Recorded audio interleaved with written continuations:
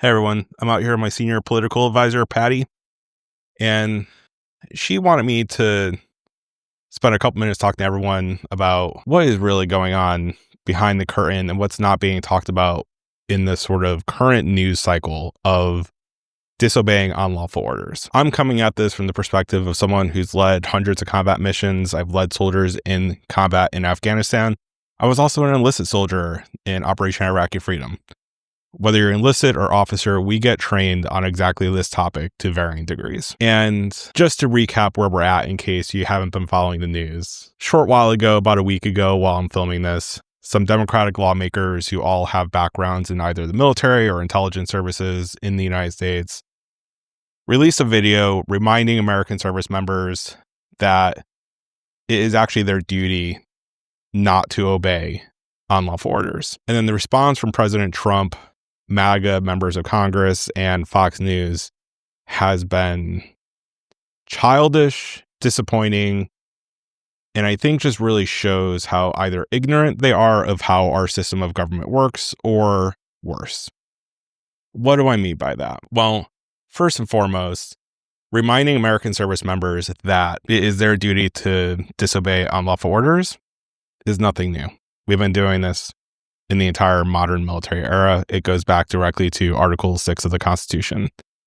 And oh, by the way, we all swear oaths to support and defend the Constitution. Part of that and part of how that manifests is we are all responsible for what we do in that service.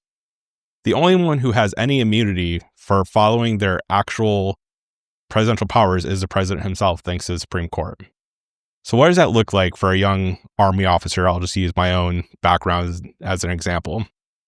Well, when I was in Afghanistan, if I wanted to drop ordnance from a bomber onto a target, I had to give them my initials and an identifiable number to justify that I clearly identify who was a combatant.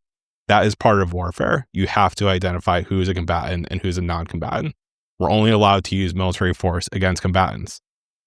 And for those Fox hosts or MAGA members of Congress or even Trump himself or the Secretary of War who just can't seem to understand everyday service members who are asked to pull the trigger in some way, shape, or form might have real questions about what is going on in the Caribbean right now. Might have real questions about what is going on in Venezuela and what is likely to start happening in Venezuela. I don't have any behind the scenes info, but from what I do see, from what we can all see in the news, there are fair questions to ask there.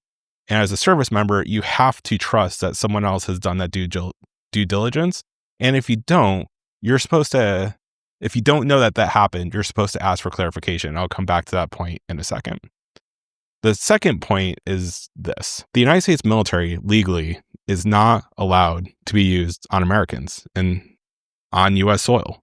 It's the Posse Comitatus Act. We are all trained in it. And yet all of this talk about using the military in American cities against Americans has to be one of those blatant, over-the-line ideas I've ever heard.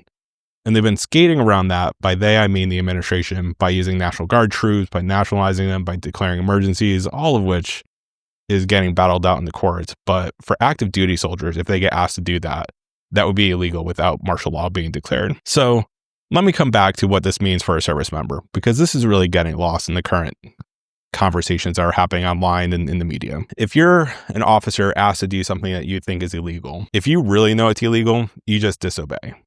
And you will probably get court-martialed, and then you have to defend yourself of why a reasonable person would think that is illegal in your court-martial. That is part of how the system works. That's a lot to ask for someone who might be out on 4 hours of sleep, who might not have all the information, whatnot.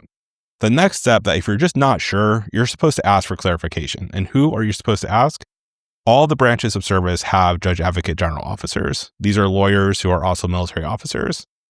In this administration, hundreds, if not thousands, of those JAG officers have been reassigned to support immigration efforts. Who are the officers who are being asked to do this stuff supposed to ask when a lot of the actual lawyers who were there for them to ask are being retasked with other things outside of the military? Lastly, if something's going wrong, the people who are supposed to help hold people in power accountable are the inspectors generals.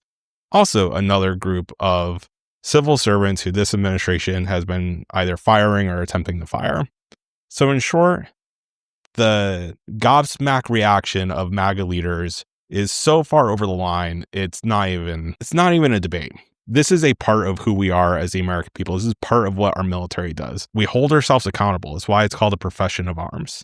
And this all sounds like a lot of words to a lot of folks who are watching this. I get it. But from someone who's served, from someone who's led troops in combat, let me just tell you, the way we do it and the fact that we have laws and orders to make sure we don't go overboard is a thing that makes us all very sustainable for a long time. As soon as that goes away, I don't know what happens. I don't want to find out, but we should all be very worried. Not so much that the Democrats put out a video saying what is honestly not controversial in military circles. What we should all be concerned about is the reaction from MAGA leaders. And whether you're MAGA or as far left as they come, and wherever you are on the political spectrum, I think we should all be concerned about this. If you haven't yet, please click like on this video, drop a comment below, and click that subscribe button. It'll help the YouTube algorithm make sure that these videos are getting into your feed. Thank you.